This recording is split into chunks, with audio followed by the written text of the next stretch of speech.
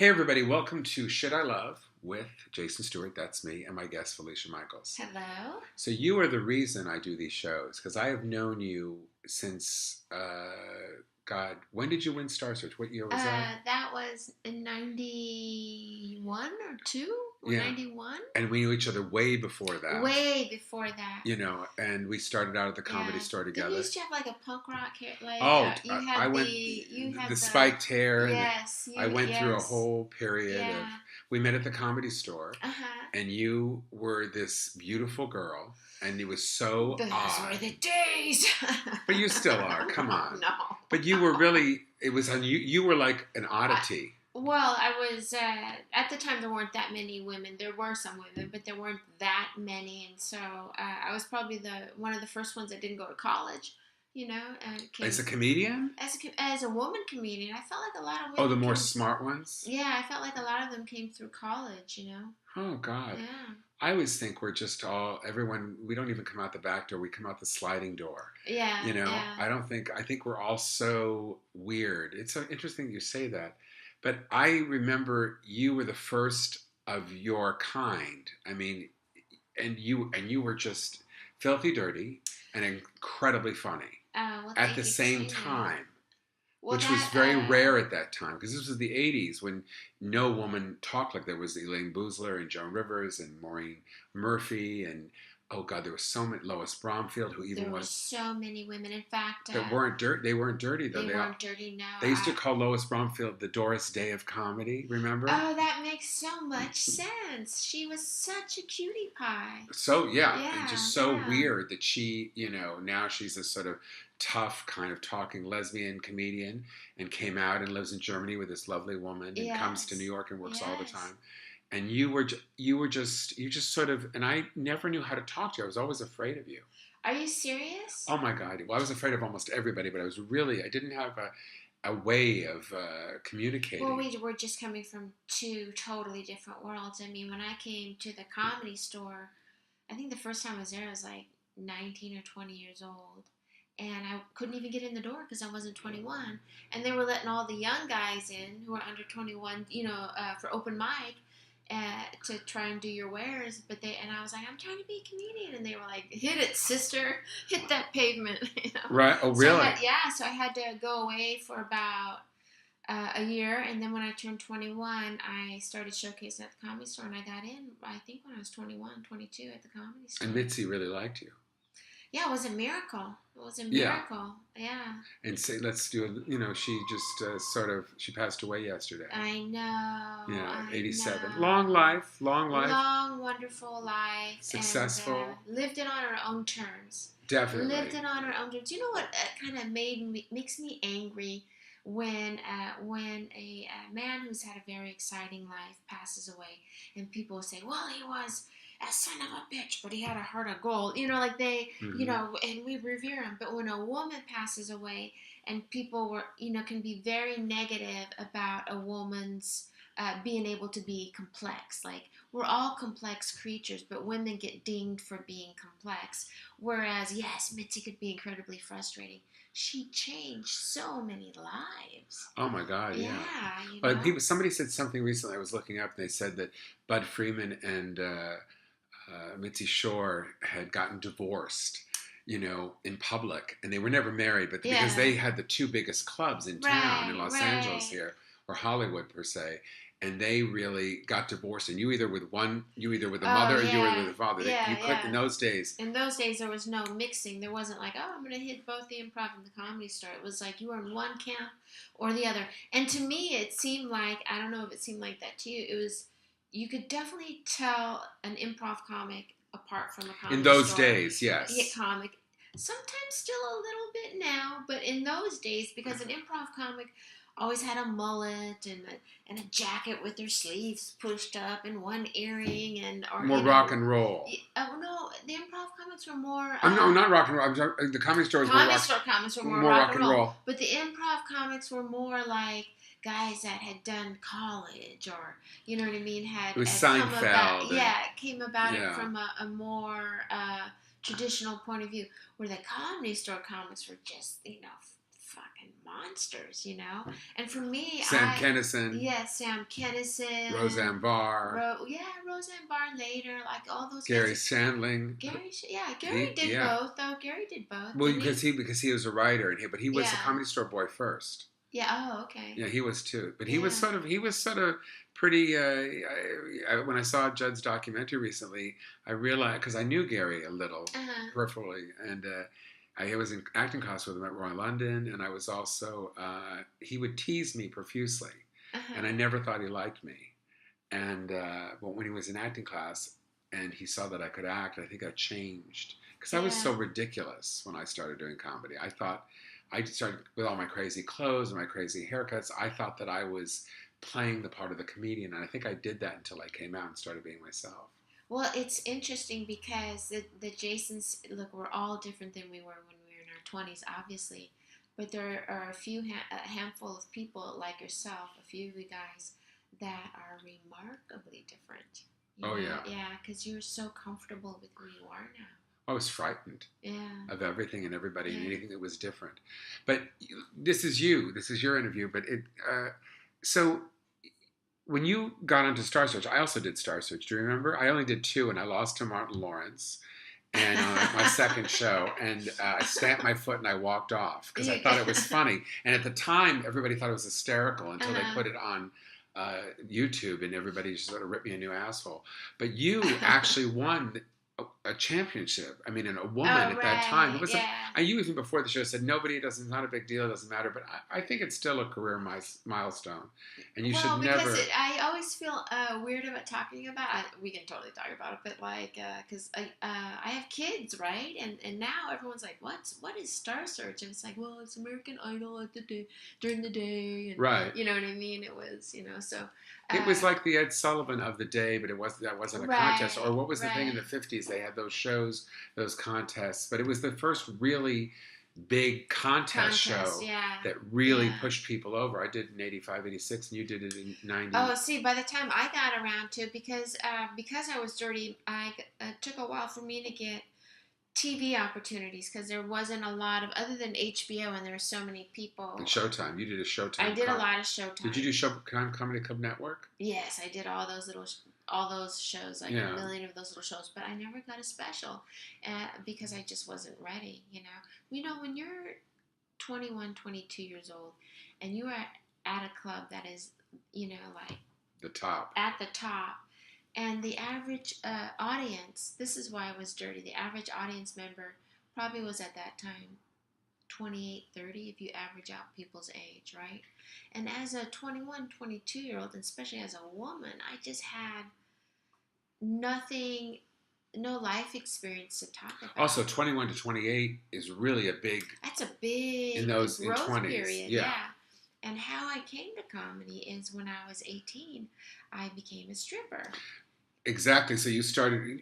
There was one interview I was watching. You had seen comedians work in the strip clubs, and that's. I was working at a strip club. Well, what had happened is I did a wet T-shirt night, and then I went back and did it a couple times, and then they were like, "Look, you're old news now. You have to come work here." And I went and worked there. It's totally a true story. And when I worked there on the first night, I met this comedian. Were you actually stripped? Yes. Down to. That was just topless. That one was just it was called the Peppermint Lounge, and it was in Colorado Springs, Colorado. And I've only started talking about it in the past year because I think you should. Why not? I used to feel like embarrassed about it, but now what changed my mind about everything, because there's so much to talk about. Is I did Playboy 2 later on, right? And I stopped doing comedy when my kids came for about 9 years, and then I got divorced. I was like, I have to go do comedy again. And so I was working at a club. It was one of the first clubs that I was headlining at. And then they put a picture of it, and they had, like, from Playboy magazine. And I was like, oh, my God. 15 years later.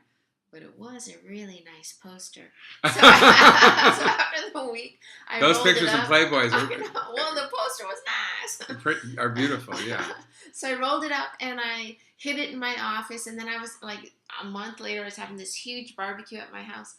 Like 30 people, And my little boy, he was like 8 years old, and he runs out of the where my office was in the back house. It was like fancy garage, and tiny house. And he runs out, and he's like, "Mom, you were in Playboy?"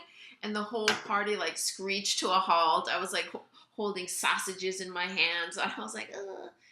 And then he goes, "Weren't the most beautiful women in the world in Playboy?"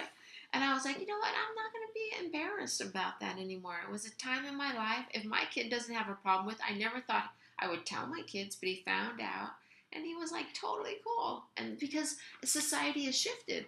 Well, we're not that different. I mean, my mom had 4 husbands and looked like a prostitute growing up, and was always cheating on my dad. And oh, really? So, I mean, I grew up with this kind of sexualized parent who was very hot and very sexy. Kids would say, "God, your mom's so hot. Whatever happened to you?" And things like that. So we really don't have that much different. I mean, I grew up with that kind of. My mom was really young when she got married, and she didn't know who she was, and she was trying to figure it out. Right. And now she's terrific. What do I say? When I was a kid, my mother was a very big star, but she didn't have a film. Right. And you grew up here in LA? Yeah. Oh, wow. Yeah. Wow. Yeah. Nice. But your mom, you're an Army brat. I'm an Army brat. So you moved around, which explains your shyness and explains your...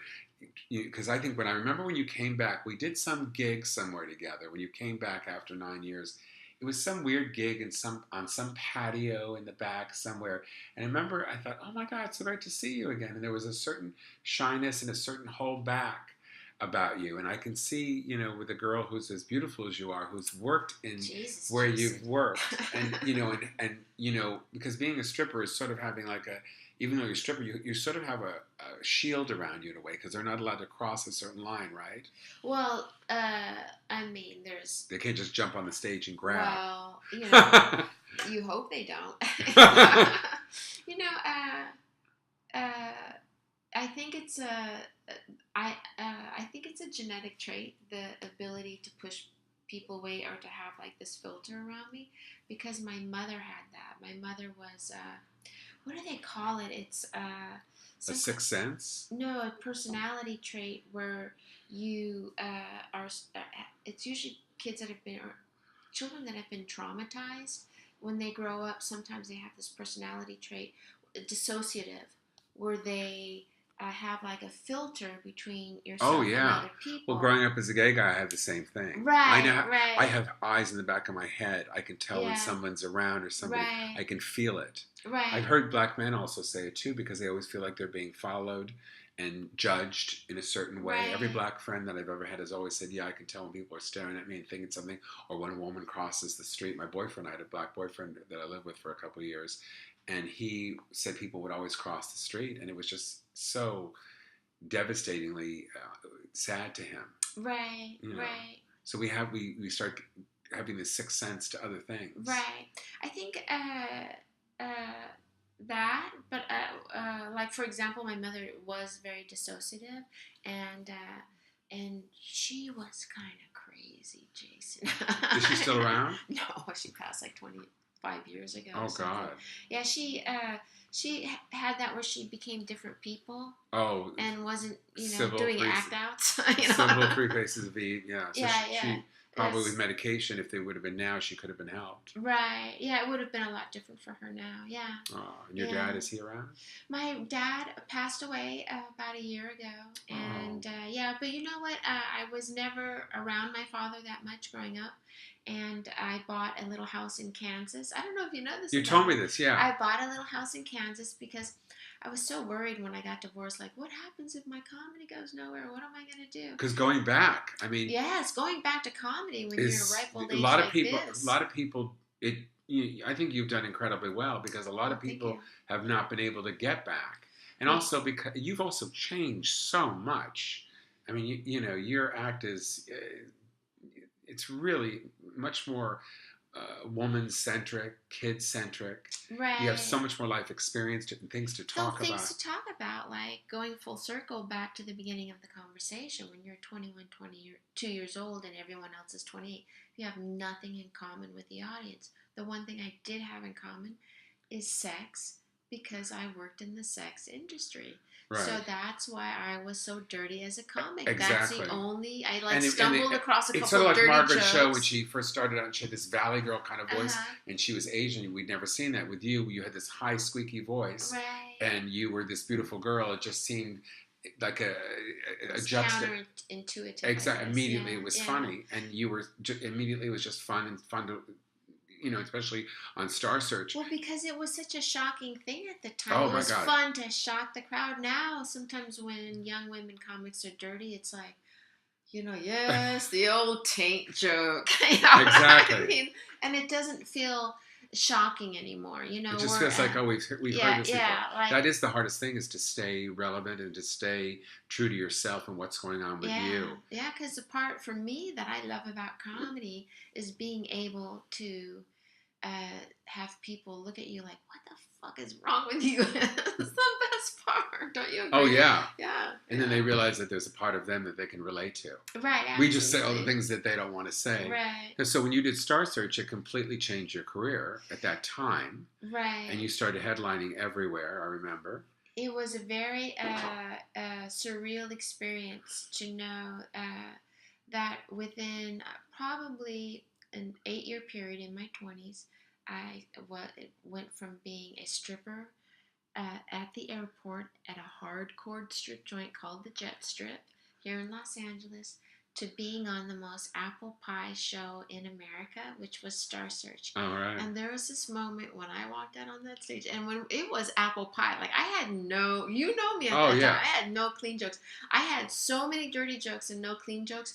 My comedian friends were like, I think I better lend you some jokes. And I was like, yeah, maybe you should lend me some jokes, because I had no clean jokes. But then I was like, you know what? I gotta do the best I can, because they'll ding me forever, because people will know if I'm borrowing jokes. Right? Oh, of course. Of course. In the comedy world, yes. Yeah, that would be the end of me. So I was able to squeak by on that. But to go in the most apple pie Were you single at the time when you did the show? Yeah, I was single at the time. And it was a really weird thing to stand there and I remember in the middle of doing my act, like, God, if these people only knew, what my money move was down at the airport, they'd be shocked. Right, exactly.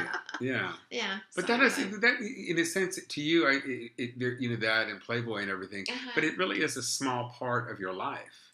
It's a tiny blip. Right. Compared to everything that you've done. I mean, you went on for years afterwards doing all the shows doing that we a lot of different things. all the but shows I would we like did. to say, even though it was a very short period of my life, by the way, I don't think anyone should be a stripper longer than it takes to get a degree. But that's kind of my rule of thumb. If you're in it over 4 or 5 years, you got to start reassessing.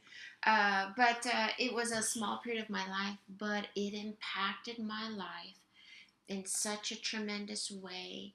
And very little bit of that was negative, because it gave me the ability to talk to men, because you have to understand, as you have brought up, the Comedy Store was very rock and roll.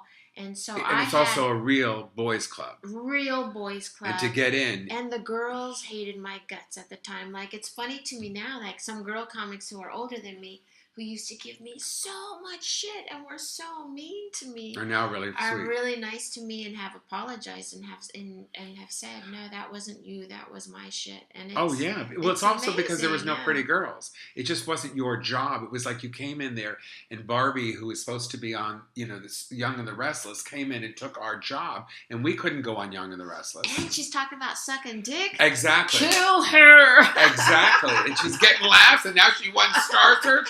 Fuck her, man. Yeah, and you understand it, because you would feel the same way. Oh, absolutely. Yeah. So it's a pretty amazing experience to be on a stage and to have that moment where I'm like, wow, anyone's life can really change. And having that experience early in my 20s was like, it made me the type of person that could understand anything is possible, because I came from such a low form, having grown up. My mother was handicapped and on welfare, and having grown up in a situation of just abstract poverty. And then I was married when I was 18, and he was abusive. That's how I became a stripper. And to go from... Oh, you had a first husband? Yeah, when I was 18, and that's how I became... he was a young GI, because that's all... When I grew up, that's in a little town outside of Fort Carson, Colorado, in a town called Fountain, Colorado. that's what the girls did. You know, maybe a handful of the girls would go to college, the luckiest ones who had good parents and who were smart and who were able to do it. And it's also, people don't realize that when you know, you have to have parents who walk you through college or say, hey, there's a possibility, or someone, you know, right. someone to say and that back to you. then, even then, no one ever said to any of us girls, you know, you could go to college. You were like, yeah, if I go to college, what am I going to be, a home ec teacher? Like it just wasn't. Oh, yeah. You know, because I lived in an army town and people married young GI, so I married a young GI, and he was abusive, and then I left, and that's how I How long were you became married a stripper. for? Less than a year. Wow. Less than a year, yeah. And how old were you when you met Dave? Dave Becky was your first, second husband. Second husband. I was right after I went Star Search. Yeah, that's when I met Dave. And you had 2 children with him, which I didn't know were adopted. Yes, my kids are adopted, yeah. Oh, yeah. Can I ask why, or is it a choice? I love that. Oh, I absolutely think. I always knew that since I was a little girl, I know this sounds crazy, but I always knew that I would one day adopt a child. I always thought maybe I'd have one too, but I always knew. And then when we were getting married, I said to him before we got married, I said, you know, I think I've always wanted to adopt, and I think it might be a deal breaker if you don't want to adopt. Oh my God, I just. And so he came around to it, and we got very lucky, and we have 2 beautiful boys, and they're half brothers, and they're are they? Yes, I got very fortunate, and I love that. I have a friend that has 4 children from the same mother. Oh, yes, He has 4 children. This woman has a drug problem, and she keeps having kids. And they have 4 brothers and sisters that live together from the same. Because they do that now. When we were kids, you never knew anybody was adopted. Even like that was a secret you told in the bathroom at school, like so and so was adopted. And now it's just completely open. It so touches my heart. I even wrote a joke about it, saying that I don't understand why straight people want to have someone that looks like them. I don't want a kid that looks like me. I want a kid that looks better. Right, I want one Angelina Jolie's kids. Yeah. You know, I want Brad and Angelina to fuck, and I want to take one of their kids. I will say the positive is after you have adopted kids and you get divorced, your kids don't look like the ex. Because when my parents got divorced, I look exactly like my dad. How long were you guys married? We were married. We were together 14 years. Married 10. Over 10. Yeah. And he was very, very big. He still is a really big manager and producer. Very talented and successful talent manager. And that was another reason people thought, you know, you to me have combated so much, you know, being pretty, winning Star Search so young, marrying a manager that's successful, and you've come out so incredibly. You were never. I never saw you as negative. I always saw you as always a hard worker, always nose to the grindstone whenever you work. I always never described me that way, Jason. No, but that's what I always saw you. Right. And people would say things. You're right. There was a great deal of jealousy. That people said a lot of mean things. But you know what? I'm not mad at people like that because I said mean things. You said mean things. Oh, we've all said comedians. We've always said things about one another. But I've always thought that you were funny. I always say whether I like the material or not, because I'm more of I like to hear about the person. That's what I like to say, just as an audience. But no matter what I say, I could never take away that you were always really, really funny. Thank you. You know, you always did your job. And I have I come from a working class background, so I really respect that. That's your first thing that you do, because when you go in there, the first thing is to be funny, second thing is to do the time, and the third thing is to sell the tickets. Right. You got to do all those 3 things together. And tonight when we go do our gig together, I'm not doing any of those things. No, we're doing moving all day. We're doing a workout room. It's a workout. We're gonna work out. We're gonna work out. Yeah, and you're so sweet of you I love the way when you called me, you said just having all my friends, and that just felt so good. It touched my heart. Good. But it does touch my heart the way you've handled things, and just the integrity of, and no matter what people said and how, because I feel the same way in certain ways, in a way a kinship to you in that way, because being gay and people saying to me when I did come out, oh, he's using this. Right. Well, what am I supposed to not, it's like if Roseanne used that she was a housewife. You know, Chris Rock, I'm black and this is what I have to deal with in America. Right. You know, Judy Tenuta, you know, her whole crazy, you know, Judaism that she created and her whole, I'm so happy for Judy. I'm yeah. so happy for her. Like, and she really is a hard worker and has done amazing stage work, and she's just a very talented lady. And it's the best. She broke a lot of ground in what I call character comedians. And her and Emo Phillips and Pee Wee Herman, I sort of based myself after them. Because I thought, because I don't exist. Right. So I have to be some weird person. And I tried, and then, because I started doing that, I did that for 10 years before I came out. So I thought they gave me a place to sort of work out in a space of going, okay, I can do this. Right. And then I decided to be me. And you sort of came back. I mean, what made you? First, I got to ask you, what made you leave? Because that's a big deal. Because you'd been successful. It wasn't that you weren't successful. I had moved to New York with my husband Dave, and he was doing a big, risky kind of move to New York to start his to open up the offices of 3 Arts Entertainment in New York, which is a big company. It's a management company and also a production company. Yeah, and a very successful company. And so they had sent him to New York when he was a young wolf. And but I had to, because New York was so expensive, I had to go on the road like 35 weeks a year. And so I did that grind for a good 10 years, which was great because I made amazing amounts of money for being in my 20s and early 30s as a young woman in that era. But it made me hate comedy. And it started... What made you hate it? Because there became a bit... That was when the alternative comedy scene started coming up. And because I was so young when I started, I kind of got looped in with the old guys. When the people that were my age were doing the whole alternative comedy scene. What we used to call comedy that wasn't funny. Right. That's what we used to call it, right? We used to be so mean about it, too. Oh, my God. Because it was, and it became, it really changed. Started, it just changed. It started to hurt my feelings. Like, and he had a lot of clients that were alternative comics, and it started to give me a lot of doubt of what I was doing, like, and it was a double standard. I remember I used to have this joke, right? Like now it's an incredibly hacky joke, and back then it was pretty hacky too. It was about my husband always wanting to have sex with me in my butt, right? That's so dumb that I'm even saying that. Mm-hmm. And I was like 27 years old or whatever, and 28. And well, it's like bathroom humor, like a kid saying. Yeah, like it's like the joke you do when you're in the deep south and the checks go on the table 42 minutes in, and the audience, and you need to like do a little more time, so that before you do your closing bit. Yeah, collect their money. So people don't know, just to tell the folks at home. So when you're doing a comedy club, it's usually around the 35-minute, 40-minute mark of a 50-minute set or an hour set, where they drop the checks. Yeah. Yes, and which is the weirdest thing that they do that during your act. Because in other countries, they don't do it that way. They do. In England and in... they do it after the show. After the show and in Canada. Yeah, because in America, we get the fuck out of there.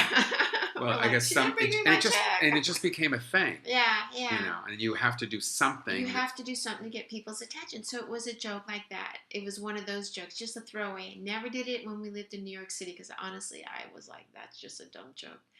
And then one day he said to me, and when I was going to go do a showcase in New York somewhere, he's like, don't do that joke. And I'm like, yeah, no shit, man. And then about a year later, Louis C.K. Just so happens to write a joke very similar to that joke. It happens all the time. Like, there's no thievery. That shit. No. When people start being like, they stole that. Like, nothing's I've had people, original. I do this traffic ticket thing, photo ticket thing, and people say, well, everybody saw it in the paper. Yeah. I mean, it wasn't like it was in the, it was in 5 years ago. It was on the cover of the, Los Angeles Times. Exactly. And then I remember Louis did that joke, and then I was sitting there in a club in New York, and my ex-husband at the time said, "Oh, that's an amazing joke." No, and that's is that when you left him? No, that would have been it for me. No, because that was just the double standard of the time. You know what I mean? That was, just because someone's your husband, it doesn't automatically, if they're in the comedy business, they're going to see it just like everybody else. And so it became very frustrating to me. And so I started to get like a little bit angry at the business. And so when my first son came, I was just like, I did comedy until my second guy came, my second kid. How far apart are they in age? They're like 17 months. And oh, wow. yeah, they're close in age. And then That's a lot of diapers. That's a lot of diapers. And then 9/11 happened, and I was just like, you know what? Fuck comedy. Wow. Yeah, I was pretty angry. Did you have a dip in your work, or were you still getting stuff? I was still working. I just did a TV show, and I was just like, you know what? Wow, because that's even more. Because I've had times when I wanted to, when what I call there's a career dip, and all of a sudden things change, and I have to shift in the air. So I went from doing clubs a lot to doing colleges a lot, or doing gay events a lot. Or sometimes your age happens, and you have to sort of switch. Right. Well, that's really even more impressive. Let's just take a break for a second. I'm going to give a little commercial here for the Casa Crawford, your home away from home. It's in Silver Lake. It's an Airbnb in strolling distance from both Echo Park and Silver Lake. Casa Crawford is the perfect bed and breakfast, and it's really wonderful. And it's a couple miles from downtown and Hollywood. You get this beautiful large bedroom with original artwork on the wall, and it's just gorgeous, and you have the view of the hills. And if you want to do that, call for a reservation at 323-663-1664. That's 323-663-1664, and go stay at the Airbnb Casa Crawford with my friend Scott. Thank you so much, Scott, for doing that for us. I just moved to Silver Lake. Did you? Yes. Oh, that's a great... Where you were living in the valley before, right? I was living in the valley, yeah. Oh. So that's even more impressive to me that you were really doing and making money. And, because there are times for me when the money just went down and I would switch, like 10 years ago, as I just said, I'm going to start acting. Yeah, when the social media thing happened. Right. I'd always still acted, but I didn't really pursue it in the same kind of vigor. Because when you work in comedy clubs, people don't realize this. In our day, you would do 6 to 8 shows, and sometimes 9 if they had 3 on Saturday. And you'd have to get there, do their radio one day, do the TV next day. You're coming off a plane, and you're. Yes, it was very, and sometimes it was like Tuesday through Sunday or Wednesday through Sunday. In those days, those clubs they don't do that now, but those clubs were open and you had to work your ass off. I did one in St. Louis that I did from Tuesday to Tuesday. Oh my God! Because that was my time. Could you feel it when you were really successful in selling tickets after Star Search? Could you really feel the success, or were you worried about doing the time and getting the laughs or selling the tickets? I couldn't feel it. Right. It was. I was so surprised when I won Star Search, and it immediately changed my career.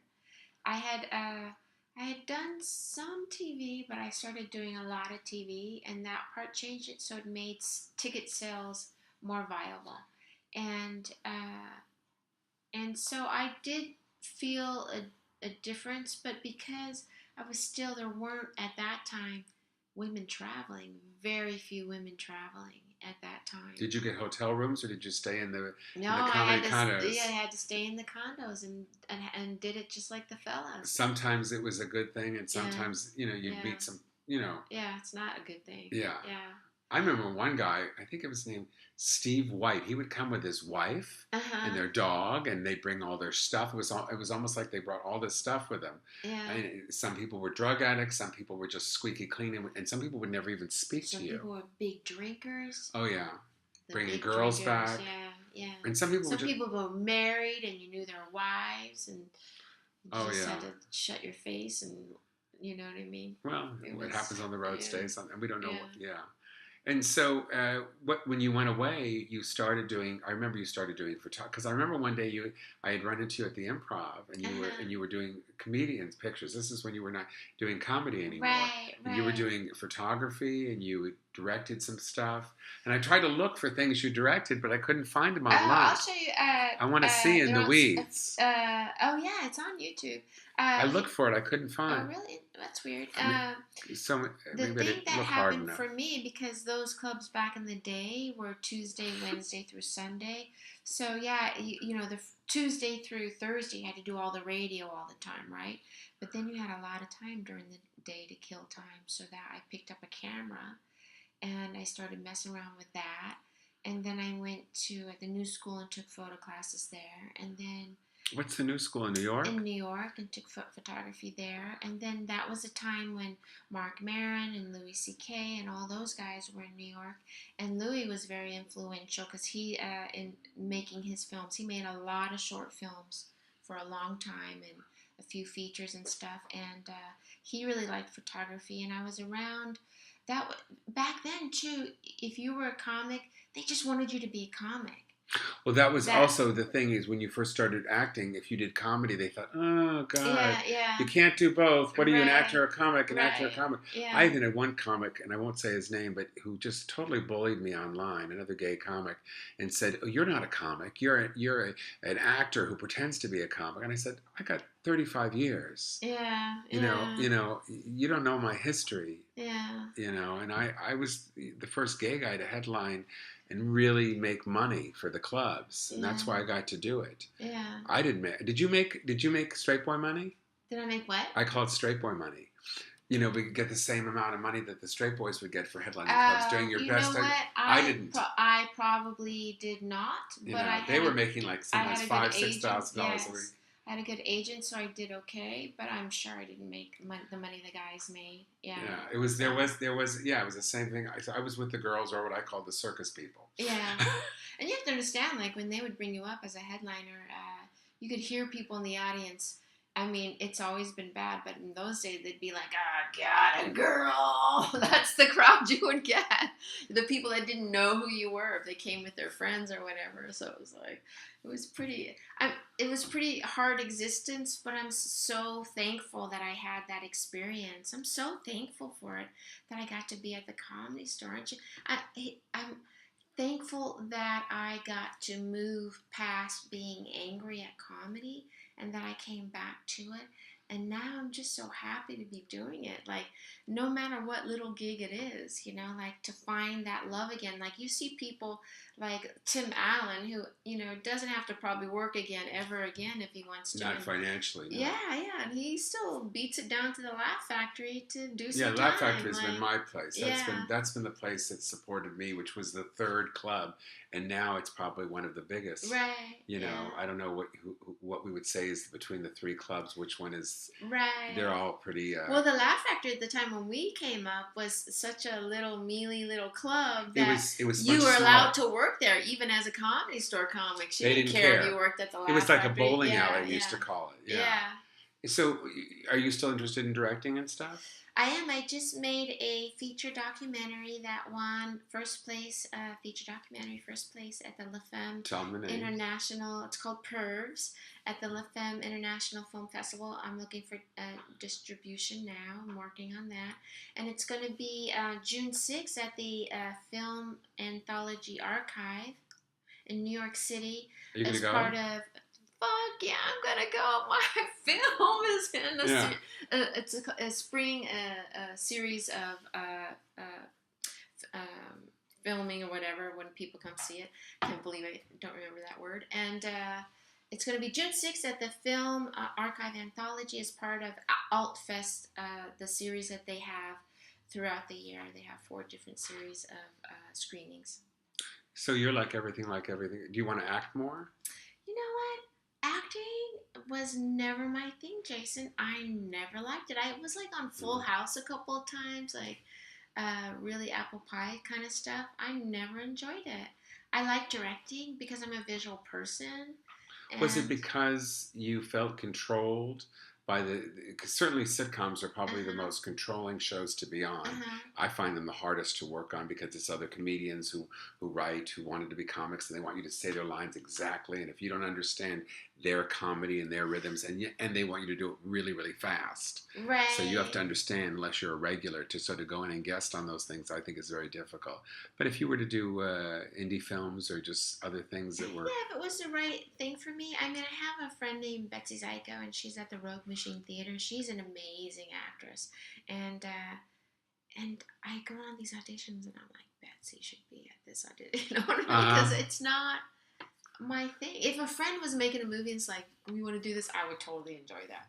But it's the pressure of it, you know? Because I was always uh, when I was younger, when I would go into an audition, I was always either the ugliest girl at the beautiful girl audition, or I was always the prettiest girl at the goofy chick audition.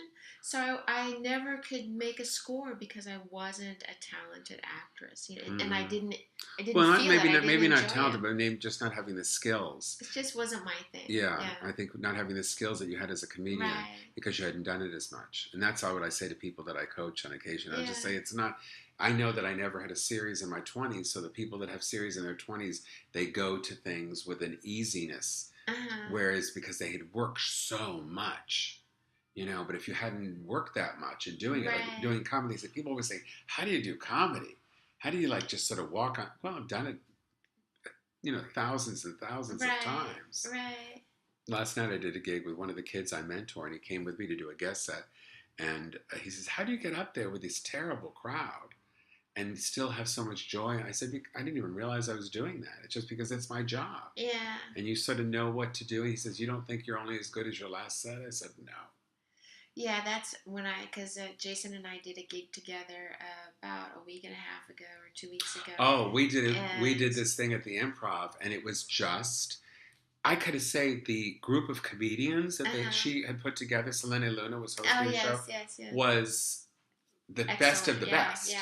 I mean, there were 5 major headliners in the show. Am I correct? Yeah. Yeah, no, and it was like, it was the room just would not change. Yeah, it was but we also did that gig at that house at Caramount. For the 12-step thing. Yeah, that was a fun gig. But I bring that up because the fella I was with, remember that gentleman? Yes. We were on our second date, and I was like, look, we went to have a drink, and then I'm like, I gotta go to this sober house. Let's go get a drink first, and go to the sober house. I'll do some then we'll go get something to eat, right? And so we're driving to the gig, and I said to him, look, I'm going to tell you something. If I'm up there and I'm bombing, you can't take it personally. Like, you can't let it affect you. You can't feel anxiety for me. You can't. Right. Because I could eat a big turd on stage, and I'll be just as happy when I get off stage. I mean, of course, if it was like a TV set or something like that. But when you're doing, it's just a you're show. a professional. It's a show. You got to go do your thing. You kicked ass that night. No, that was a fun show, yeah. But you can't care. But you can't count on it that it's going to happen. You can't count on it. But that's why I said that to him, because you can never count on it. And so I said. And he's out of show business, I'm guessing? He's a camera guy, but he's not a comedy guy. He's not a live comedy guy, but people get so uptight, I'm going to ask you something else. You did a podcast for a long time with Joey Diaz. Mm-hmm. Now, I did a show just as a guest once. And I got to say, I had the worst things said about me ever on the internet, except for my appearance. On that? On the YouTube, where, I was like so shocked. His fans were not mine. No, 2 different fan bases. And the only time I'd ever been dissed that badly was when somebody put together the Star Search thing with me and Martin Lawrence and me walking off because people didn't get the joke at the time. Right. I guess in retrospect they said, "Who's this guy?" thing, and I thought, "Wow!" And you guys, you don't seem at all. Joey Diaz, I think, is a sweet guy, but he's he's got this tough guy persona. How did this happen between the two of you that you would be brought together? That's so funny that you asked that. Because I wouldn't think of you together. Yes. I started doing comedy in Colorado initially, like the first couple of times. Then I moved to LA. And when after Star Search and everything was a national headliner, I went to go work at the Comedy Works in Denver, Colorado. Fired from there. Yeah. And Joey was like, they did an open mic thing or something beforehand, and we're about the same age, Joey and I. And as later on that night, it must have been on a Sunday night or something, the club owner was paying me, and as he paid me and he was counting out the money, because you always had to count out the money, I said to him, hey, that kid, Joey Diaz, is really funny. You should work that guy all the time. And so, and then I, just pleasant talk while the dude's counting money, and then I get my money, and then 15 years later or something crazy, I get divorced from my ex-husband. I hadn't been doing comedy. I started doing comedy. No one would look at me because my ex-husband he was a huge manager then, because when I met him, he wasn't. He's a very hard worker. He deserves everything he gets. And but because of that, people took sides. People take sides. That's how it is. And it didn't hurt my feelings because it's like, that's how it is. And I like to work out of a hole. Like, I mean, I didn't like it, but it's just like, well, it is what it is. It's not going to stop me from doing what I want to do. And I was starting to do a few little open micers, and then I saw Joey came up to me. I didn't recognize him because he had changed quite a bit physically since I known him before, and I just knew him very briefly.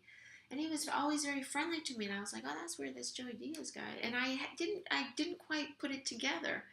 And then one day he's like, hey, you want to go write and go to lunch and write? And I was like, well, all right, okay. So we go and we have lunch. And then he told me, I know you because when I had just gotten out of prison and I was just starting to do comedy because Joey had been in prison for kidnapping and a lot of things, which I never knew. Just a couple. Which I never knew. Just kidnapping. I know. Nothing, major. So I know. So he didn't tell me what it was about. He just, I just had a little problem. I was in prison. I was like, oh. Who did he kidnap? Right. But he was doing a podcast with Rogan, and I knew Rogan was like, podcast was so huge. And he goes, do you want to do a podcast together? Oh, he goes, but when I had just gotten out of prison, and you said something to the club owner, and I remember saying to the club owner, but I didn't put it together, those two guys, because that was like two different places. That so touches me. And he goes, after that, I got work all the time. Do you want to do a podcast? And I was like, fuck yeah. Thank God I said that. And then we did the podcast, and it was... really? You won an award? Yeah, in 2012 it was nominated for Best Podcast, along with What the Fuck and... Mark Maron's show. The Nerdist or something like that. Mm-hmm. Comedy Bang Bang or something. So that sort of brought you back. Well, it just was the beginning of coming back, and the thing is, when I had stopped doing comedy and I did a lot of photography, I think this was Joey's motivation too, is I worked, when I did a lot of photography, was right when digital film was happening, and I worked for a digital capture firm, and so, like, my job was, I would go with the crew. In the beginning of digital photography, they would shoot right into the computer, you know what I mean? As on big shoots, because they're banging so many frames at a time. And so we would bring the computer and set it up, and we would capture all the stuff, and then we would process and this whole thing. So when Joey asked me, will you do the podcast, it was like I was technically... for a girl at that, not for a girl, for anybody. You know how to do everything. I knew how to kind of do it. So then we did the podcast. Did he know that? He kind of knew that I knew kind of sort of that kind of stuff to do. Not that I knew how to do a podcast, but that I was a little bit technically savvy. So he just being younger than him too. No, we're like the same age, but just because I had worked at a digital capture firm. And then we started doing the podcast, and then about 3 podcasts in, and we did it in my garage. I had a little tiny garage. I just sold my house. I was converted. And we did it in there.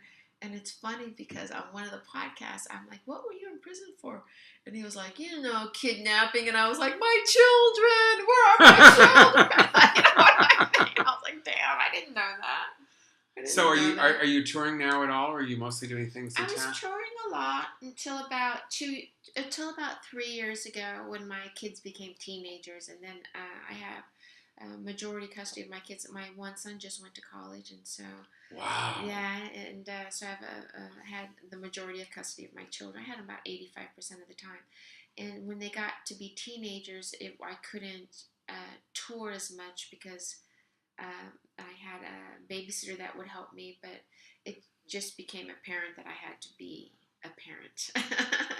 And also, I don't think touring is what it was before. I don't think it's not the same thing for us now. Well, it's a little easier because when we were doing it back then, we did it without cell phones. Mm-hmm. We did it without cell phones. It was like... without having a computer in your hotel. Yeah, oh yeah. I still don't know how I did everything. Yeah, I know. Trying to get your computer when you first brought it to work through, AOL dial-up in a hotel room. I remember being so frustrated, never working half the time. Yeah. Before that, I don't even know how I did it. Yeah. I think one of the first people I ever saw bring a computer on the road was actually Louis C.K. It was some Tandy Radio Shack computer. I was like, what is this? So Louis's been a big influence on you, it seems like. No, he has to me, in the sense that as an artist, I have to say that his show so inspired me that I did this web series, Mentor. And it's so inspiring. Curb Your Enthusiasm, which was, started the idea of things that were improvised and people that were talented in that way. And I know that now he's sort of is kicked out of the biz for a while. I hope it's not forever. And I know that what he did was inappropriate and wrong. And, but I think there is a difference between rape and whatever he did. I don't know. There's no category for that. I've never heard somebody, hi, I'm just going to take my penis out and show it to you. I mean, I remember when I was a kid, someone did that to me in the park. I remember. And I thought, oh, really? There was a guy that, was wearing a coat, and he just showed, and I thought, oh, well, some 1970s old-fashioned flashing. Yeah, I thought, oh, that's weird. Why did he do that? It didn't traumatize me or anything, but I just thought, oh my God. Well, why did he I couldn't figure out why he did it, and it's some sort of sexual thrill, I guess. And I don't know the details of all of the things that happened, other than, that he... I don't either. Honestly, But what do you think? I think that people should get therapy and be able to... It's not, it's a big difference between rape and pushing somebody against the wall and grabbing them and, and all that kind of... Whether you're somebody physically, than to do something that's incredibly inappropriate at work or... Right. I think I am unable to talk about it in an intelligent enough way where I could not be dinged by it. I have very strong feelings, obviously, as a woman about it. I mean... It's all new, though. Let's have a real conversation. My ex-husband was Louis C.K.'s manager. And for a long time, and now isn't anymore. He's not his manager anymore, and it was a terrible thing that happened. And I have forgot about that. Empathy for the women it happened to. Oh, and yes. There's such a reckoning of... I do know. My ex-husband got very dinged because of it, and for me, it's like I have been divorced now 10 years. I don't know my ex-husband for the last 10 years, but I was with my ex-husband when he was really in the middle of managing Louis, and I can say that my ex-husband, like all men, including gay men, weren't aware of how deep that shit goes. You know what I mean? I don't know what his part was in it. I could say he was probably like, what the fuck? You know what I mean? But I don't know. But at the same time, a year before that whole thing blew up with Louis, I was working with someone in Sacramento and who was very drunk and went to give me a bear hug at the end of the night, another comedian, and he fingered me. And I was like, what the fuck? In front of the whole staff. And you mean he touched your private parts under a dress? Me. Yeah, I had like leggings and a dress on. I was and I'm a fucking awkwardly aged woman. And it doesn't matter. It's still totally... Absolutely. And what people need to understand is, so there's this situation where my ex-husband is the manager of one of the beginning guys of Me Too that kicked that all off. And at the same time, I, as an awkwardly aged ex-wife of that manager, was having a sexual Me Too moment. And when that happened to me at that club, this is the part that... And I was a stripper when I was 18, right? But now I'm awkwardly aged. Like, I would have never thought in a million years, when I'm this and this age, this is going to happen to me. I thought I'd talk like this and men would leave me alone. You know what I mean? But You're still a beautiful woman. As a heartbreak to me as a woman when that happened at that club. There were young waitresses that saw it, and when they saw it, they turned around and they kind of ran away from it to do, their tedious little tidy work that they had to do because it was after the show. And it broke my heart to see their response to it because they didn't know what to say and who to say it to. And so I have so much empathy for any woman that's put in that position because it does affect your career. I can't go to the manager, even now, this long in the business, and say, this guy did this to me. I want him finished. You know why? Because that guy is a friend of mine for 30 years that I've known off and on in comedy. Mm-hmm. I can't out that guy's name. Well, it sounds like very similar. Family. You know what I mean? Like women are put in this impossible situation. You can now. I think you can. It's a choice whether you want to. Okay, but I know his daughter. I know his daughter. You don't. You know what I mean? Can. Like the position that it's your choice to do whatever you want. Yeah, absolutely. And I totally agree with you. It's complicated. I totally stand with the women. I totally stand with the women. And as a gay man, I have tons of these moments, but not with gay men. Mm-hmm. With straight guys in the comedy world, grabbing me, touching me, treating me in this weird. Like Terry Crews when Terry Crews got grabbed, the actor. Oh right, by his agent. It's not okay. No, it's not okay. I would never think to do that. I can't imagine.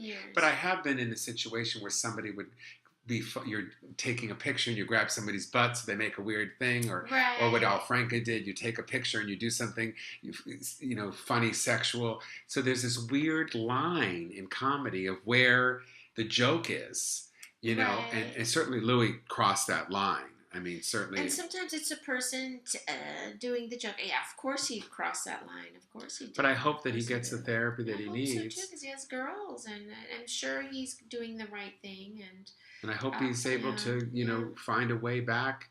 But it's the ding the women get. Those women's careers were dinged because of it. When you say dinged, you mean they ended? You mean, or? Well, just like if I was to raise my hand and say so and so did this to me, then it's the person that I agree. They did that to you. Become that person, and and all you want to do is make people laugh, and what I think the biggest flaw in the Me Too moment is on the backs of mainstream media, because I don't think mainstream media reported on how much the Me Too movement was going across the board on all businesses. That was happening on all businesses, and it focused so much on the entertainment business, and I think that I was kicked out of a club for once. There was a waitress that all the comedians were grabbing and touching, and there was this whole completely big deal. I'll tell you after the show what it was. And I got kicked out of working at that club for a year because I said, this is wrong. You can't do this to this woman. Yeah, absolutely. And they thought it was funny. Yeah. And this girl was frightened, you could see. And there were so many times like that, where, but I worked in comedy. If a guy touches me or does something, I say, hey, come on, back off. Right. It's not going to happen. Right. And this is not okay. Right. And I wouldn't have a problem doing it, but I know, and I'm sure that I lost some gigs and things because of it. Right. And I did lose that job, but just being... I was on a backstage on a project I was working on when something was being filmed, and someone said something disparaging about the woman who was the star of the project, and I picked up a bread roll and I threw it at that guy's head. I was like, you're not going to do that. That's some comedy, though. Yeah. That's some comedy, though. Everyone was like, oh, shit. I was like, I don't even... Why does it have to be that, So I have to say, I adore you. Well, thank you for having me on your podcast. I really do. I just adore you, and I wanted so much to have you on, and when it came about, it just at the right time, it seemed perfect, because there's so many things I wanted to know about you. I really did, and this is why I do the show, honestly, is because there were so many, because I love talking to people and asking them questions, and I'm just always so interested. Well, thank you. It's so nice to get to reacquaint myself, because we have known each other off and on for many years, and probably sometimes more off than on, and to see what a wonderful person you've grown into becoming, and how much you embrace yourself, and that's so important. I try. So if people want to get hold of you, they go to FELICIAMICHAELS.com. Go to FELICIAMICHAELS.com if you want some info or dates. I haven't put my dates up in a while. I got to do that. And then I'm always on Twitter and Facebook. Can they get those things, those handles on? Just at Felicia Michaels all across the board on Instagram, Twitter, and Facebook. I don't. Do you do Snapchat? No, I can't add another thing. Yeah, Instagram is now the thing that's driving me crazy. But if you forget her name or you forget how to spell Felicia, which I do sometimes, just go to jasonstuart.com, Stuart, and I will connect you with this brilliant, I can't speak, brilliantly funny comedian who's really smart and pretty. Everybody, thank you so much for listening. Until next time, take care.